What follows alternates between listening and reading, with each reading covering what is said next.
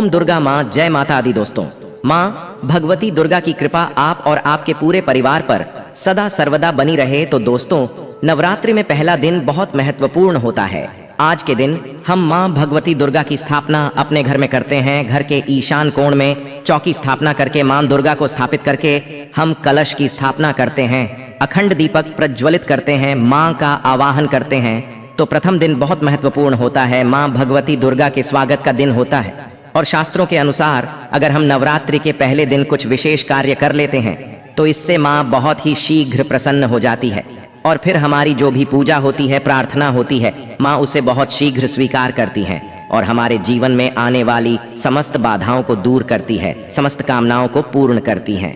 तो आज की वीडियो में हम आपसे बात करने वाला हूँ कि नवरात्रि के पहले दिन हमेशा क्या करें जिससे कि माँ की कृपा हमें बहुत शीघ्र मिल जाए और हमारे जीवन में सुख, समृद्धि, धन, वैभव की प्राप्ति हो, संतान की प्राप्ति हो, या फिर अगर किसी भी विशेष कामना से अपनी माँ की पूजा आराधना कर रहे हैं, कोई भी आपकी ऐसी कामना है जो चाहते हैं कि माँ शीघ्र ही पूर्ण कर दे, तो नवरात्रि के दिन माँ को शीघ्र प्रसन्न करने के लिए आपको इन 9 बातों का ध्यान जरूर रखना चाहिए। तो वीडियो को पूरा जरूर देख लीजिए और अगर आपको आज की वीडियो अच्छी लगे तो लाइक भी कीजिए, शेयर भी कीजिए फैमिली फ्रेंड्स के साथ। और चैनल पर पहली बार आए हैं, अगर अभी तक आपने हमारे चैनल को सब्सक्राइब नहीं किया है तो चैनल को सब्सक्राइब करके बेल को जरूर प्रेस कर लीजिए। इससे यह होगा कि इस तरह की सभी वीडियो के नोटिफिकेशन आपको सही समय पर प्राप्त हो जाएगा।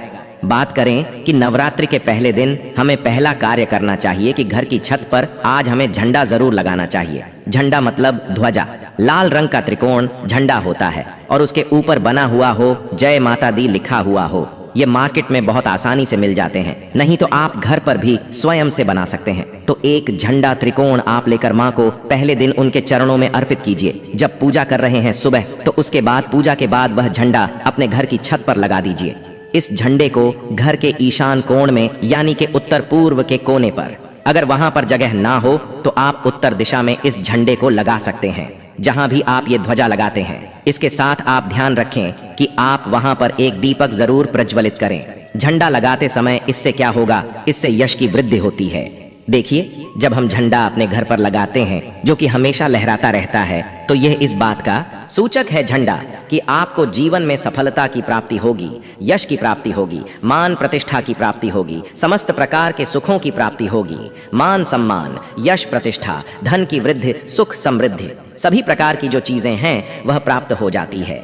ऐसे लहराता हुआ झंडा आपके घर पर शुद्धता की सूचना है। इसलिए आज नवरात्रि के पहले दिन आज आपको अपने घर के ईशान कोण में एक लाल रंग का झंडा जरूर लगाना चाहिए। अगला जो कार्य है नवरात्रि में पहले दिन आपको जरूर करना है वो है घर के मुख्य द्वार पर तोरण लगाना।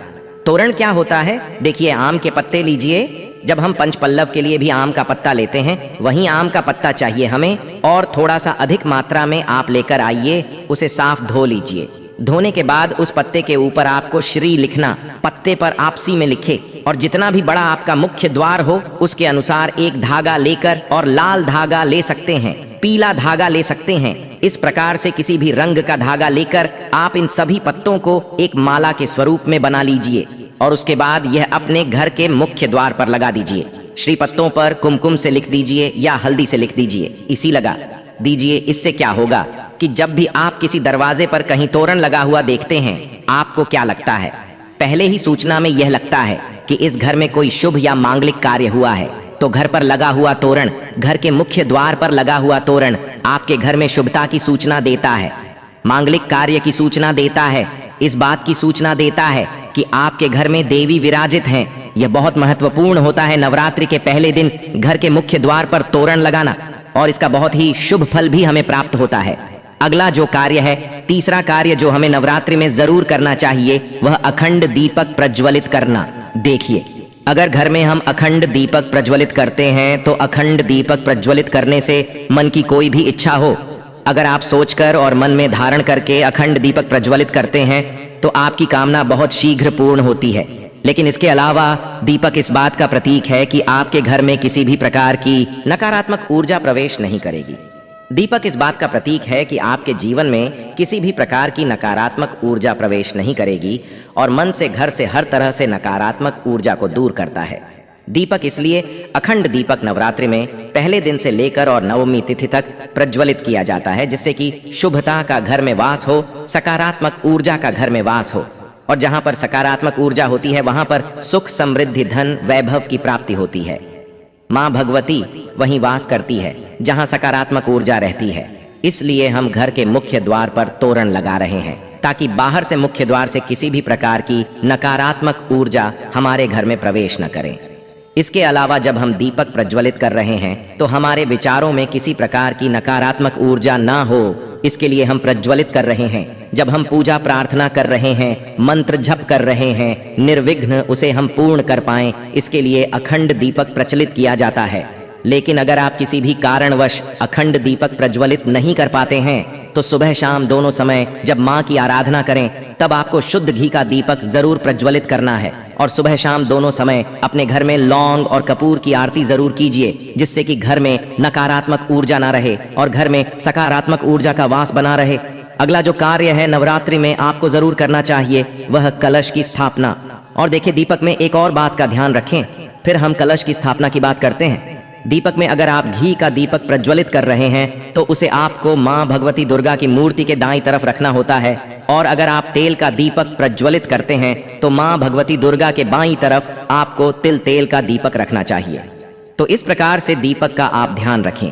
जब भी आप तेल या फिर घी का दीपक प्रज्वलित करते हैं तो उसे सही दिशा में सही स्थान पर रखना चाहिए। और अगला जो कार्य है घट स्थापना करना, यानी कलश की स्थापना करना। तीखी कलश की स्थापना जब हम करते हैं नवरात्रि में, कलश में हम सभी देवी देवताओं का आवाहन करते हैं। सभी देवी देवताओं का पूजन माँ भगवती के साथ ही हम प्रतिदिन करते हैं। इस प्रकार से जब 9 दिनों तक लगातार हम समस्त देवी देवताओं का पूजन करते हैं, घर में आवाहन करके विधि विधान से विशेष रूप से हम उनकी आराधना करते हैं। क्योंकि जब हम माँ का पूजन करते हैं पहले हम कलश का पूजन करते हैं। धूप दीप नैवेद्य चीजें हम माँ को अर्पित करते हैं विधि विधान से, और इसके साथ ही कलश को भी हम इसी प्रकार से अर्पित करते हैं। तो सभी देवी देवताओं की विशेष पूजा हम 9 दिनों तक कर रहे हैं। तो हमारे जीवन में किसी भी प्रकार की कोई बाधा दूर होती है और कोई भी हमारी विशेष काम न हो तो अवश्य पूर्ण होती है। तो कलश की स्थापना हमें जरूर करनी चाहिए अगर संभव हो तो। नवरात्रि के प्रथम दिन जो अगला जरूरी काम हमें करना है वो है जवारे होना, यानी कि सप्त धान्य बोना, जो कि हम मिट्टी में थोड़े से जौ होते हैं जो कि हरे हो जाते हैं। बहुत सी ऐसी जौ अंकुरित हो जाते हैं और ये शीघ्र ही अंकुरित तब होते हैं जब हमारे घर में अन्न होते हैं। तो ये इस बात की सूचना देते हैं कि हमारे घर में सुख समृद्धि आने वाली है। हमारे घर में माँ भगवती विराजित हो चुकी है और घर में सुख समृद्धि, धन, वैभव, सभी प्रकार की जो शुभता है उसका आशीर्वाद हमेशा दे रही है। तो घर में अगर आप जौ होते हैं, सप्त धान्य बोते हैं तो बहुत ही श्रेष्ठ माना जाता है। नवरात्रि के प्रथम दिन हमें जरूर यह करना चाहिए। और अगला जो शुभ कार्य है जो नवरात्रि के प्रथम दिन आपको जरूर करना चाहिए। वैसे तो बहुत से भक्त नवरात्रि के पूरे 9 दिनों तक व्रत धारण करते हैं। बहुत से भक्त जल पीकर या फिर फलाहार के द्वारा इस व्रत को धारण करते हैं। लेकिन अगर आप पूरे नवरात्रि व्रत धारण नहीं करते हैं तो नवरात्रि के प्रथम दिन आपको व्रत धारण जरूर करना चाहिए। नवरात्रि के प्रथम दिन और अंतिम दिन यानी नवमी तिथि पर, यह अष्टमी तिथि पर आपको व्रत जरूर करना चाहिए। तो प्रथम दिन बहुत महत्वपूर्ण है। माँ भगवती दुर्गा की आराधना करते हैं, विधि विधान से उनका आभार करके पूजन कर रहे हैं। तो प्रथम दिन आपको व्रत जरूर करना चाहिए और संभव हो तो पूरे नवरात्र व्रत करना चाहिए। पूरे नवरात्र जब हम व्रत करते हैं, माँ की पूजा आराधना करते हैं, सात्विकता के साथ माँ की आराधना करते हैं तो माँ शीघ्र ही प्रसन्न होती हैं। लेकिन व्रत भी धारण करें जब आप स्वस्थ हों पूर्ण रूप से। अगर आप स्वस्थ नहीं हो, व्रत रखने में असमर्थ हों, तो सिर्फ आप शुद्ध सात्विक भोजन यानी कि बिना लहसुन प्याज का भोजन लेकर माँ की आराधना सुबह शाम करें। तो सच्चे मन से, भक्ति भाव से हम माँ की आराधना करते हैं तो माँ शीघ्र ही प्रसन्न होती हैं। अगर व्रत धारण की रखने की अगर आपकी शक्ति या सामर्थ्य शारीरिक रूप से नहीं है तो आपको व्रत नहीं रखना चाहिए। लेकिन अगर संभव हो तो पहले दिन फलाहार के द्वारा व्रत धारण जरूर कीजिए। अगला जो जरूरी कार्य है जो नवरात्रि में आपको जरूर करना है, घर के मुख्य द्वार पर दोनों तरफ स्वास्तिक का चिन्ह जरूर बनाएंगे। स्वास्तिक क्यों बनाना चाहिए? देखिए, मैं आपको लगभग कम अक्सर में ही इस वीडियो में बताता हूं कि घर के मुख्य द्वार पर जब हम किसी शुभ दिन पर या किसी शुभ तिथि पर, किसी शुभ त्योहार पर हम जब कोई इस स्वास्तिक बनाते हैं घर के मुख्य द्वार पर, तो ये इस बात की सूचना है कि हम माँ भगवती का स्वागत कर रहे हैं, अपने घर में माँ लक्ष्मी का स्वागत कर रहे हैं। माँ लक्ष्मी हमारे घर में विराजित हो रही हैं। तो इसलिए माँ का स्वागत के लिए मुख्य द्वार के दोनों तरफ आपको हल्दी या फिर कुमकुम के द्वारा स्वास्तिक बनाना चाहिए। और न सिर्फ आप स्वास्तिक बनाएं, बल्कि जब स्वास्तिक बना लेते हैं दोनों तरफ, तो उसके बाद आपको स्वास्तिक का पूजन भी कीजिए, जैसे कि धूप दीप अक्षत और जल थोड़ा सा गिराकर, और उस स्वास्तिक का पूजन कीजिए माँ भगवती का रूप मानकर। इस स्वास्तिक का जब हम पूजन करते हैं तो स्थायी रूप से माँ लक्ष्मी का वास हमारे घर में होता है। तो जरूर आपको इस बात का ध्यान रखना है। और नौवां जो सबसे जरूरी काम है, जो हमें सुबह जरूर करना है, स्नान इत्यादि करने के बाद नवरात्रि के प्रथम दिन, और आप प्रतिदिन भी कर सकते हैं, लेकिन प्रथम दिन विशेष रूप से अनिवार्य है यह काम कि घर में आप गंगा जल का, शुद्ध गंगा जल का छिड़काव कीजिए। गंगा जल न हो तो आप शुद्ध जल भी अभिमंत्रित करके, जैसे माँ भगवती के पास अब थोड़ी देर तक उस जल को रख दीजिए। उसके बाद आप जैसे मंत्र जप वगैरह करते हैं, विधि विधान से पूजा करते हैं, तो वह जल अभिमंत्रित हो जाता है। उस जल के द्वारा पूरे घर में, घर के कोने कोने में, मुख्य द्वार से लेकर हर तरफ उस जल का छिड़काव कीजिए, जिससे कि घर में सकारात्मक ऊर्जा का वास हो। और जो भी हम मंत्र जाप कर रहे हैं, अनुष्ठान कर रहे हैं, माँ की आराधना कर रहे हैं, उसमें किसी प्रकार की कोई बाधा ना आए। इसके लिए घर से नकारात्मक ऊर्जा का दूर होना अत्यंत ही आवश्यक है। और घर में सकारात्मक ऊर्जा जितनी अधिक रहेगी, उतना अधिक समय तक, उतनी अधिक सच्चे मन से हम माँ की आराधना कर पाएंगे। नकारात्मक ऊर्जा की वजह से हमारी पूजा में, हमारी प्रार्थना में, मंत्र जप में बाधाएं आती हैं। इसलिए इन बाधाओं को दूर करने के लिए नवरात्रि के प्रथम दिन यह नियम बनाए गए हैं कि अगर हम विधि विधान से इन 9 नियमों का पाठ नवरात्रि के पहले दिन कर लेते हैं, तो पूरे नवरात्रि हम माँ की आराधना निर्विघ्न कर पाते हैं। और इस प्रकार से जब हम माँ की आराधना करते हैं निर्विघ्न भाव से, मतलब किसी प्रकार की कोई बाधा ना आए आपकी पूजा में, मंत्र जाप में और अनुष्ठान में, तो आपकी पूजा संपन्न होती है अच्छे से और सफलता की भी प्राप्ति होती है। तभी जब हमारी पूजा अच्छे से संपन्न होगी, तभी हमें माँ का आशीर्वाद भी प्राप्त होता है। इसलिए बहुत आवश्यक है इन नियमों का पालन नवरात्रि के प्रथम दिन करना।